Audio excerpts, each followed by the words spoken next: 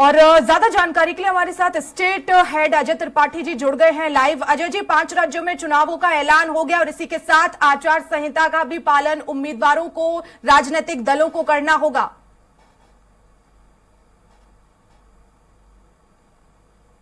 में और 5 राज्यों में चुनाव की घोषणा हुई थी, उम्मीद वही लगाई जा रही थी, लगभग वही तारीखें हैं। मध्य प्रदेश में 17 नवंबर की तारीख दी गई है, पर थोड़ा सा लग रहा है मुझे कि क्योंकि बीच में दीपावली का त्योहार भी पड़ेगा, 12 तारीख को दीपावली का त्योहार पड़ रहा है, इसलिए मुझे व्यक्तिगत रूप से लगता है कि प्रचार का समय थोड़ा कम मिल रहा है। क्योंकि 2 तारीख को नॉमिनेशन फाइल होगा, नाम वापसी की अंतिम तारीख 2 नवंबर है, उसके बाद चुनाव प्रचार शुरू होगा और 17 को चूंकि वोटिंग पड़नी है, 48 घंटे पहले कैंपेन बंद कर दिया जाता है। तो मुझे लग रहा है कि मुश्किल से 15 दिन लोगों को चुनाव अभियान के लिए मिलेगा, प्रचार के लिए मिलेगा, उसमें भी दीपावली का त्योहार पड़ जाएगा और इस वजह से थोड़ा सा लग रहा है। लेकिन मेरे साथ 2 वरिष्ठ लोग, भारतीय जनता पार्टी के वरिष्ठ नेता, मैं इस समय जोबट इलाके में, झाबुआ अलीराजपुर जोबट इलाका जो है, जो मध्य प्रदेश का सबसे ट्रबल इलाका माना जाता है, वहां पर खड़ा हूं और मेरे साथ भारतीय जनता पार्टी के वरिष्ठ नेता माधव सिंह डाबर हैं, जो कि भारतीय जनता पार्टी के उन दिग्गज नेताओं में 2 बार के एमएलए रहे हैं, कैबिनेट मंत्री का दर्जा प्राप्त है, वन विकास निगम के अध्यक्ष और साथ ही यतीन शर्मा जी कांग्रेस के दिग्गज नेता हैं, जो और भारतीय जनता जो कांग्रेस के दिग्गज नेता यतीन जी, और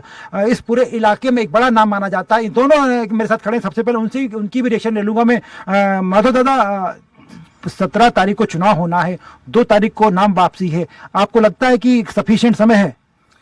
नहीं, देखो, भारतीय जनता पार्टी कार्यकर्ता आधारित पार्टी और वो पूरे 5 वर्ष तक अपना काम करती रहती है। जब भी कोई काम होता है तत्काल तैयार रहती है और निर्वाचन आयोग ने जो तिथियां घोषित की है वो भारतीय जनता पार्टी ने पूर्ण तैयारी कर ली है। ये बीजेपी का तो मानना है पूरी तैयारी में, कांग्रेस के यतीन शर्मा जी, आपको लग रहा है कि जो समय दिया गया 17 तारीख को अपने इलेक्शन होगा, वोटिंग होगी, उसके पहले 2 तारीख तक नाम वापसी की अंतिम तारीख है, मुश्किल से 15 दिन, बीच में दीपावली का त्योहार भी, आपको लगता है ठीक है? कांग्रेस पार्टी अपने आप में इतनी सक्षमता से विगत 1 साल से सक्रिय है। जिस क्षेत्र में कांग्रेस पार्टी को जाना पहचानने से भी लोग मना करते थे, चंद्रकांत जोबट के माध्यम से मैंने जो है कांग्रेस पार्टी को साल भर पहले से मजबूती की दिशा प्रदान की है। उसके साथ पार्टी के सिद्धांतों के अनुरूप मैंने काम किया है। संगठन हम बात कर रहे थे जो चुनाव में टाइम दिया, मैं आ रहा हूँ। चुनाव का जो टाइम आपने मुझसे पूछा है, तो मेरा ये कहना है कि अगर 8 दिन में भी चुनाव होता है तो कांग्रेस पार्टी इतनी मजबूती के साथ खड़ी है कि इस क्षेत्र में भारतीय जनता पार्टी के साथ अन्य दलों के लिए बहुत बड़ी चुनौती के रूप में है। देखिए वर्षा, दोनों पार्टियों के जो दिग्गज नेता मेरे साथ है, इस इलाके के दिग्गज नेता है माधव सिंह डाबर जी, यतीन शर्मा जी, दोनों का मानना है कि ठीक है त्योहार पड़ रहा, सारी बातें, लेकिन दोनों पार्टियां पूरी ताकत के साथ तैयार हैं। उनको लग रहा है कि प्रशासन अपनी पूरी तैयारी कर ले, लेकिन भारतीय जनता पार्टी लगातार चुनाव का प्लान करती है, इसलिए उसको कितना भी समय मिले। वही कांग्रेस का भी मानना है कि अगर हमको 8 दिन का समय मिलता है तो भी हम उसमें बेहतर परफॉर्म कर पाएंगे। चुनाव के लिए दोनों पार्टियां तैयार हैं और ये बिल्कुल ये माना जा सकता है कि जिस तरह का चुनाव का माहौल है, वो चूंकि चुनाव का माहौल काफी बना हुआ है, एक फेज में चुनाव होना है मध्य प्रदेश में 17 तारीख को, और ऐसे में जी वर्षा, बिल्कुल तारीखों का ऐलान तो हो गया, लेकिन कांग्रेस अभी प्रत्याशियों को लेकर सिर्फ मंथन कर रही है। सूची तो अभी तक आई नहीं, बीजेपी की तो चौथी सूची भी आने वाली है। मैं यतीन शर्मा जी, एक सवाल आ रहा है कि आप सारी तैयारी, जैसे कि माधव दादा ने कहा कि उनकी तैयारी पूरी है, तो उनके बहुत सारे कैंडिडेट डिक्लेयर हो गए, आपकी पार्टी अभी तक आपने पूरी तैयारी कर ली, 8 दिन में आप लड़ लोगे, लेकिन आपकी तो एक भी टिकट अभी तक नहीं आई। मेरी पार्टी संगठन पर आधारित कार्य करती है, सर्वे के आधारित पर कार्य करती है और चंद्रकांता जोबट का नाम भी उस सूची में जरूर है। और आज परिस्थितियां ऐसी बन रही है कि जहां चंद्रकांता जोबट का टिकट में नाम आता है, पार्टी प्रत्याशी घोषित करती है, भारतीय जनता पार्टी के लिए बहुत बड़ी चुनौती होगी।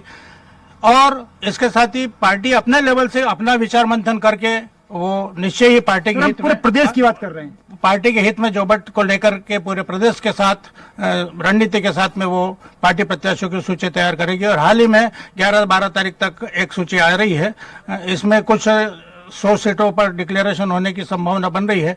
परंतु कांग्रेस पार्टी बहुत ही रणनीति के साथ में मजबूती की दिशा को साथ में लेकर के अपना कार्य कर रही है और पार्टी प्रत्याशी घोषित करेगी। कांग्रेस का हर कार्यकर्ता पार्टी प्रत्याशी के साथ में रहेगा।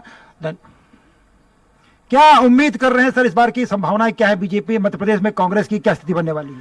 कांग्रेस पार्टी कम से कम 150 से अधिक सीटों से विजयी होगी, क्योंकि कांग्रेस पार्टी के साथ साथ बीजेपी के जो मतदाता हैं वो भी आज बड़ी दुर्गति के साथ में अपना जीवन व्यतीत कर रहे हैं। उनको खुद को एहसास हो गया कि हमने भारतीय जनता पार्टी के साथ में वोटिंग करके हमने अपने आप को छला है। चलिए, हम थोड़ा सा पॉलिटिकल बहस वर्षा बाद में करेंगे। उनका साफ कहना है कि चूंकि 21 तारीख को नॉमिनेशन फाइलिंग शुरू होगी, उसके पहले बाकी सीटें, उनकी सभी सीटें जाएंगी। माधव दादा से पूछता हूं, दादा आपके यहाँ भी सिर्फ 79 सीटें हुई हैं, 21 तारीख से नॉमिनेशन शुरू होना है, बाकी सीटें कब तक उम्मीद लग रही है? आपने देखा होगा जी कि कल ही हमारी भोपाल में बैठक हो चुकी है और अधिकांश नामों पर चर्चा होकर दिल्ली केंद्रीय समिति को भेज दिए गए हैं। जी, और देखिए, शीघ्र कर देंगे। बिल्कुल। उनका कांग्रेस बीजेपी की चूंकि 79 सीटें हो चुकी हैं, माधव सिंह डाबर जो वरिष्ठ नेता वो कह रहे हैं कि 21 तारीख को जो नॉमिनेशन शुरू होगा उसके पहले उनका कहना है कि 2-3 दिन में एक सीट और जो कल भोपाल में बैठक हुई, सब कुछ फाइनल हो गया है और सिर्फ सीटों का डिक्लेरेशन हुई है। शर्मा जी कह रहे हैं, जो कांग्रेस के वरिष्ठ नेता, उनका मानना है कि